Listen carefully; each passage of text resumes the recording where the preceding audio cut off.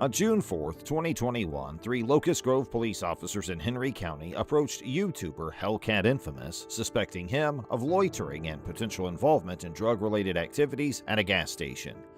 Is the YouTuber related to any drug-related activity? Let's watch the video further and see what happens. Shows up with a 54 male, quick trip, white, Dodge Charger.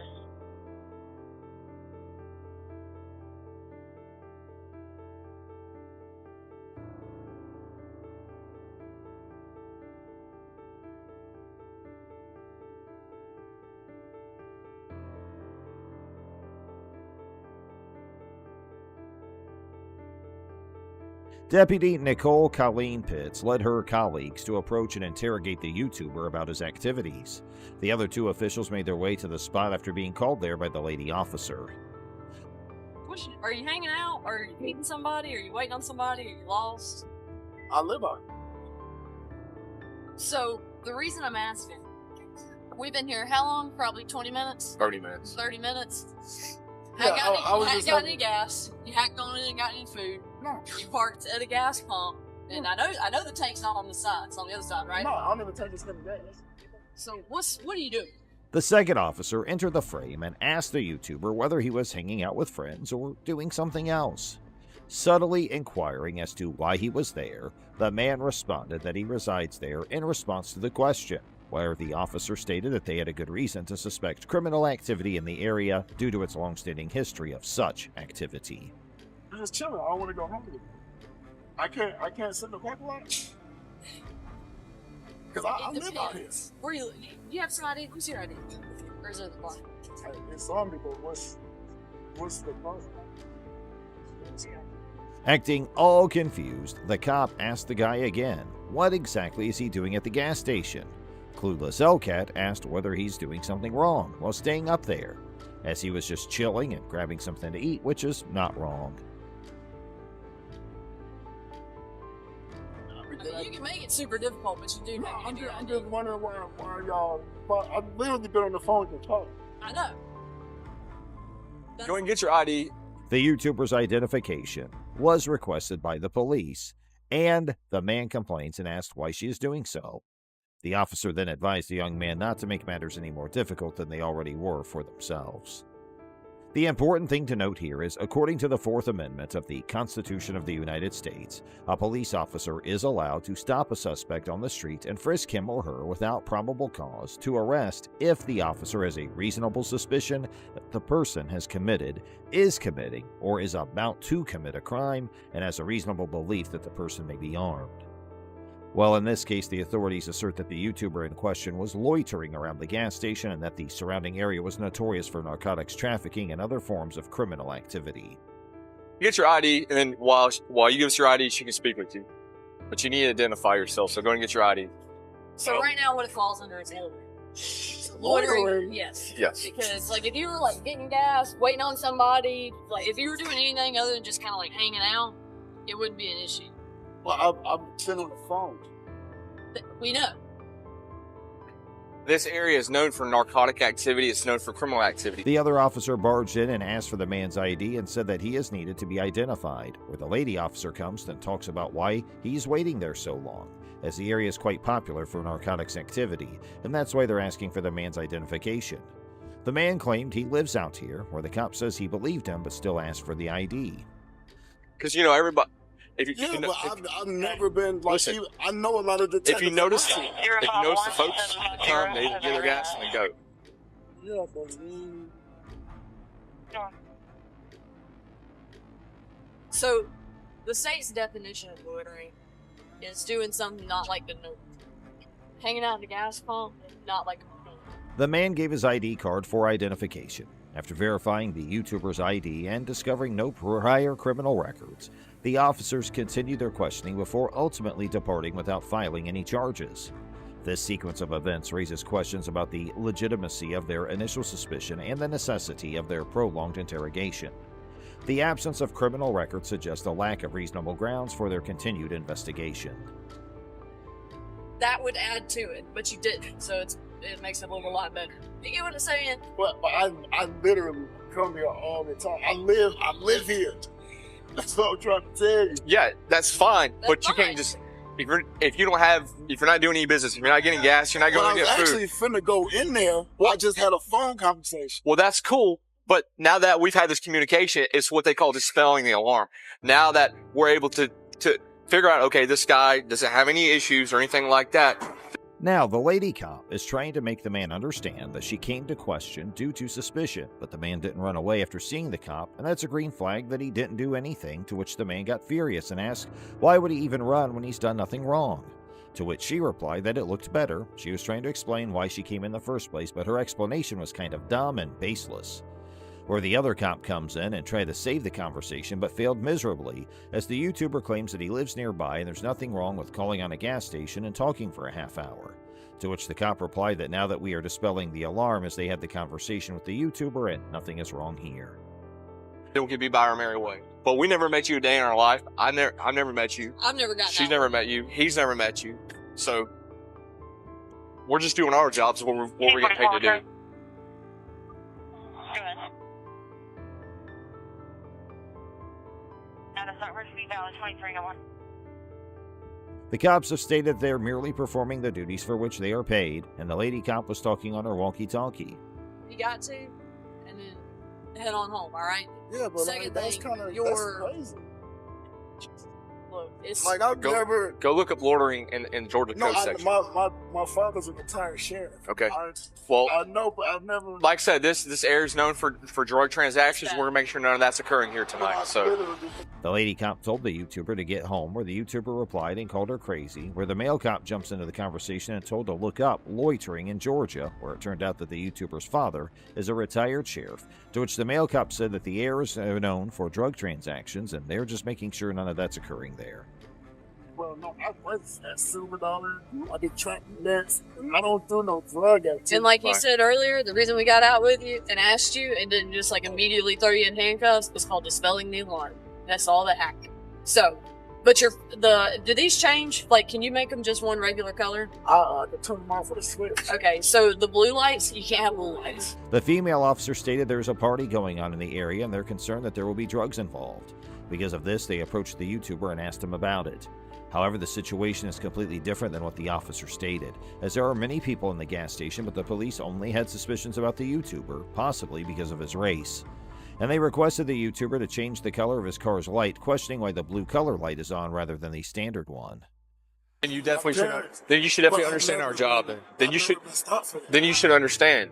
If you say all these things, and if you're in the profession, you would understand why we're doing our that's job. why I had no problem. Right. And we definitely appreciate the cooperation. No, it's not random. We sat there for a while. The YouTuber tried to explain his point of view, stating that his father's a retired sheriff and he won't do things like that, to which the cop tried to explain himself, stating that the YouTuber should understand where the police are coming from. And then the cop stated they appreciate the cooperation. The policeman tried to explain they saw a guy coming towards the YouTuber and thought it could be drug-related, that's why they intervened, but the YouTuber replied the car he's driving. The guy complimented the car and nothing else. Affairs going on. Now we're gonna be about our way. If we thought something nefarious was going on, then we'd be going a whole different direction. You understand? But we have to dispel alarm, make sure nothing nefarious is going on. You understand that? The officers state that they'll be on their way after conversing with the YouTuber. They explain that if they had suspected any suspicious or illegal activities, their approach would have been different. However, their intention was to dispel any concerns and ensure that no nefarious actions were taking place. They encouraged the YouTuber to familiarize themselves with the relevant code section, specifically mentioning loitering, spelled it out, and recommended looking it up for further information. Look it up. Deputy Nicole Pitts, who was one of the cops that was involved in the event, was made to face the consequences of her actions by having her employment with the Locust Grove Police Department terminated. The particular factors that led to her being fired are being kept a secret for time being. During the course of a phone call, Chief of Police Derek Austin verified the accuracy of this information. What are y'all taking me in for? What did I do? Operating a vehicle while under the influence of alcohol or drugs or other controlled substances. No. A belligerently intoxicated woman is arrested in Ohio after crashing a vehicle while transporting a patient with special needs. Kelly, I'm gonna have you step out with me, okay? We gotta go. I know. I gotta get you out of here though, okay? I know you're not gonna do that. No. Yeah. Kelly, we're not laying back down. All this before she blatantly Kelly Barton, then 48 years old, was put in a dangerous position by a series of strange happenings. She was on the clock and transporting a patient with special needs when the accident occurred. Kelly slammed into a lamppost while driving. Kelly's untidy and shaky appearance was immediately noticeable to the responding police officers. I don't know what this is. She shredded the back of that. She's She in the back of my car. Well, she popped both tires, so I'm afraid she hit something in Blue Ash. So, Yep. But yes, it's going to be by the roundabout. that's what I think too. Well, you're saying she came Glendale Milford? Yeah, it'd be up. Oh, yeah. Okay, so here's what she told me. The driver is in her car. Okay. So I came to an empty vehicle. Alright.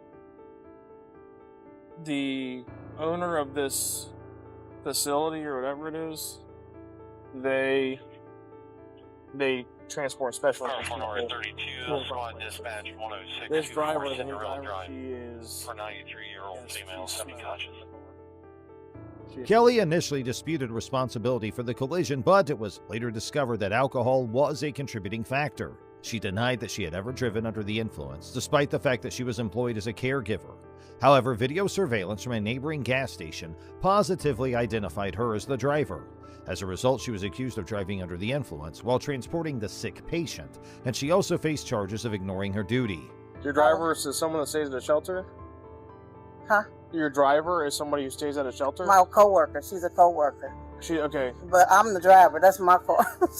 She in the back seat. No, I'm lady. talking about this one. This one, yeah, she stays in She the stays shelter. in the shelter. She just got Okay. the job. Yeah, she just got We're trying to hired. figure out a way. If we got to get her home, we got to figure out I'll get her. a I'll safe take her. place to. Yeah, she's at the shelter. I know. So here's the situation. It's a unique one. Parkway 31, okay. This 7 north. car belongs to a special needs driver service. They drive special needs people around to and from places. The driver is heavily intoxicated. We're going to go see what she hit in Blue Ash, but the gentleman that was being driven said she hit a pole. The car's on only one wheel. When I got here, the car is turned off, and this driver is sitting in the passenger seat of a coworker's car that came to pick up the special needs person. So, can we even go the OGI route? Nobody saw her driving. Lady picked her up, said my boss told me to come down here, and Kelly's behavior took a sudden and unwelcome turn as paramedics arrived to examine her. She started making sexual statements about the responding officers that shocked everyone. Multiple tests conducted by the police confirmed that Kelly's blood alcohol content was far higher than the permissible level. yeah, let's go ahead and just get the roll squad. Hey, Kelly, Yes, sir. can I have you step out here with me real quick? I'll help you out. I know, here we go. Give me your hand, and I'm gonna help you out. Trying. I know you're trying, but I need you to work with me, okay? So this nice lady can give you a ride home, okay? So go ahead and step out for me, all right? Officers worked for several minutes to convince Barton to step out of the vehicle. Kelly, I know you're tired. Here, hold my hand. And I'm gonna get you out, okay? So I need you to come out with me, all right? Because we're gonna work together, okay? Listen to my partner, please. Yeah, come on, Kelly. Please. I'm gonna get you these shoes, all right? Kelly, go ahead. Kelly, knowing that her arrest was likely, persisted in her bold behavior, fighting off the cops as they tried to place her in the police car. At the end of the day, she was arrested for drunk driving. Kelly's arrest antics left a confusing tale in her trail, and if anyone thought she was brazen before, they were shocked by what they saw. Here, 18-year-old Skylar Floss gained notoriety after releasing a video in which she claimed to have fooled a police officer during a DUI stop. I got out of a DUI and got let off with a warning. She bragged that she had avoided a DUI charge by using her wit and charm, and that the police officer had even asked her out. A different picture emerged, however, after Deputy Stallman of the Jefferson County Sheriff's Office revealed body cam footage. I blew a 3.8 and he let me off with a f***ing warning and gave me his number and said we should meet for coffee or lunch. He was hot, so I'm getting lunch with him tomorrow. Skylar was pulled over by Deputy Stallman for weaving on the road, and Stallman voiced his fear that Skylar might be impaired by alcohol. He asked how she was doing and gave her a card with the department's information on it, rather than his personal number. I'm in the Jefferson County Sheriff's Office. I pulled you over because you were weaving a little bit back there. Where are you coming from? I was coming from my friend's house. I actually just got dumped. Okay. So I was like crying and like I'm really upset. Okay. Were you on your phone and stuff too? I was trying to call him to get a hold of him because my heart. Okay. Well, I'm just concerned that you were weaving because of alcohol, but if you're on your phone, have you been drinking or anything tonight? No? Okay. Despite her protest, the officer acted professionally by issuing simply a warning for her own protection.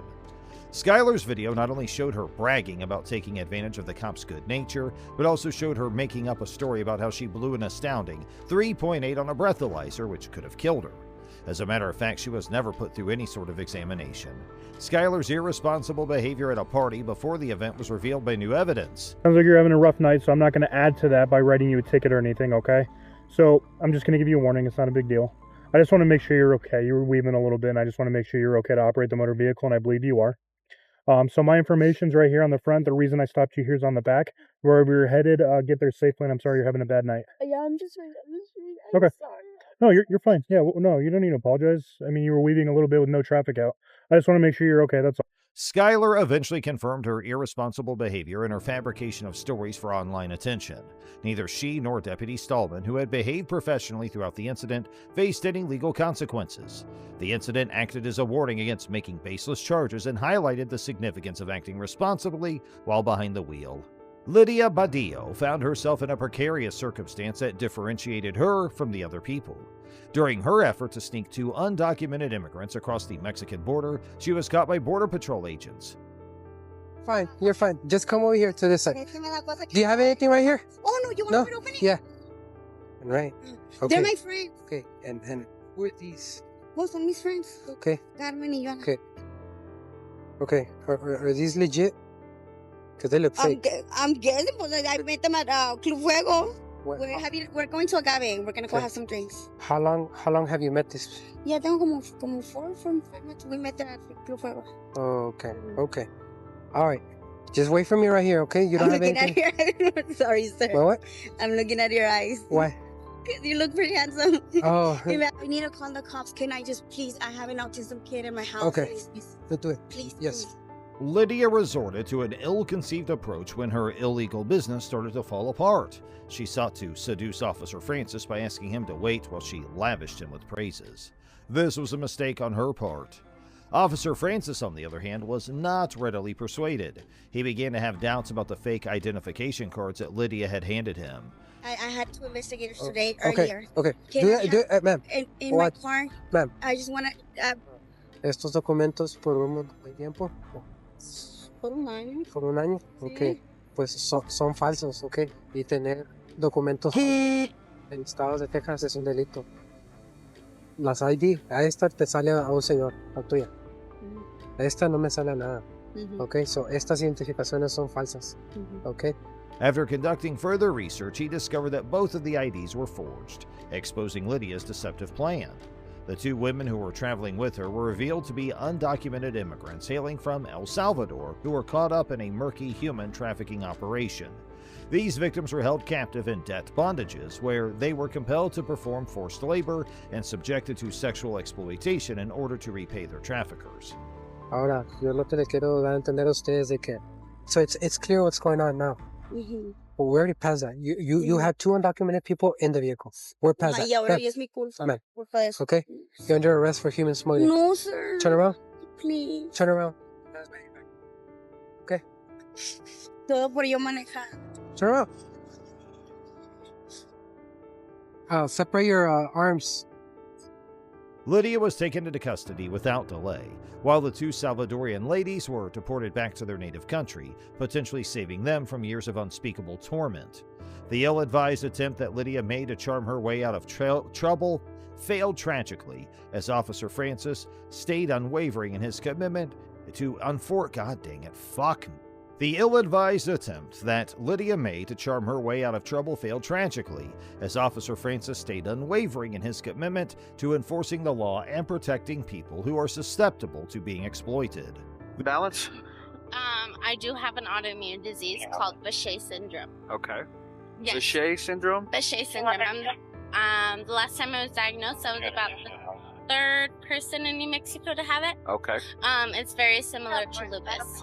Okay. All right. I'm going to have you try these tests as best you can, and we'll go from there, okay? Yes, sir. You feel comfortable walking in those shoes? Yep. Does your autoimmune disease or whatever it is? Does it affect your ability to walk and balance? At times I do get lesions inside of my intestines. I did go to the doctor last week for a lesion that I have. Okay, and did they give you something for it? Do you think it's better? They haven't done anything? The unexpected meeting between Brooke Teague and a police officer took a fascinating turn that worked out well for her. She was initially stopped because of her irregular driving, which raised concerns about possible intoxication or a need for assistance. When Officer Smith pulled Brooke over, she greeted him cheerfully.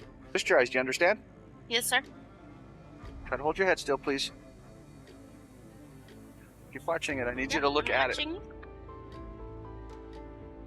1, 2, 3. My balance is very good. 4, 5, 6. Good. 7, 8, 9. After. E, F, G, H, I, J, K, L, M, N, O, P, Q. Okay, do you know your numbers? Yes, sir. Can you count backwards for me? Start at 47 and end at 32, please. 47 to 32? Yes. 47, 46, 45, 40. Okay, just do a 47 and start me at 46. The breast test is by willingness. Okay. Go ahead and turn around for me. I'll read you the implied consent and you can decide for yourself. You're not going to... Brooke claimed multiple times that she had only had one beer and that she had just gotten off the phone with her baby's father, Zachary. Brooke had obviously had more than one drink, but her relationship with the police officer only improved as time went on. Go to your left. You are under arrest for driving under the influence of an intoxicating liquor or drug. The New Mexico Implied Consent Act requires you to submit to a breath test to determine the alcohol content of your blood. After you take our test, you have the right to choose an additional independent test. If you choose to take this additional independent test, you have the right to a reasonable opportunity to arrange for a physician, a licensed nurse or a laboratory technician or technologist who is employed by a hospital or physician of your own choice to perform an additional chemical test. The cost of this additional test will be paid for by the law enforcement agency, the Albuquerque Police Department. Do you agree to take our test? It will be a breath test. Constant breath. Blow constantly, hard and constantly till the machine stops making noise. Go ahead. Blow, blow, blow, blow, blow, blow, blow, blow, blow, blow, blow, blow, blow. Try it again. Now, the legal limit in the state of New Mexico is 0.08. Your first breath score was a 0.16, and your second was a 0.16. You're over 2 times. You're at 2 times the legal limit. It's a little bit more than one shot. Okay.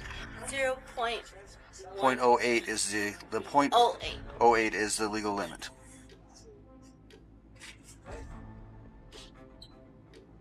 You are going to be transported out to MDC where you'll be booked for DWI. You're also going to be booked for failed to maintain a traffic lane, failed to obey a traffic control device, and for not having your proof. Brooke failed the sobriety test administered by Officer Smith, resulting in her arrest for DUI despite her laughter and smiles during the test. The officer remained serious throughout their conversation. We have insurance in the vehicle. Do you have any questions for me? Do I get to make a phone call?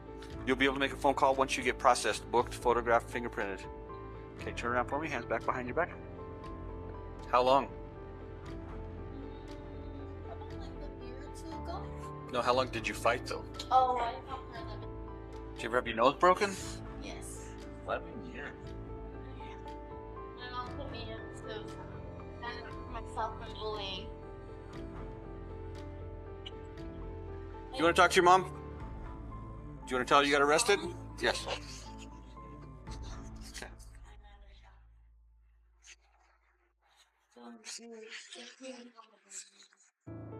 From boxing to bikini, huh? It's a good transition. I think you did the similar, didn't you? Yeah. I'm recording too, by the way.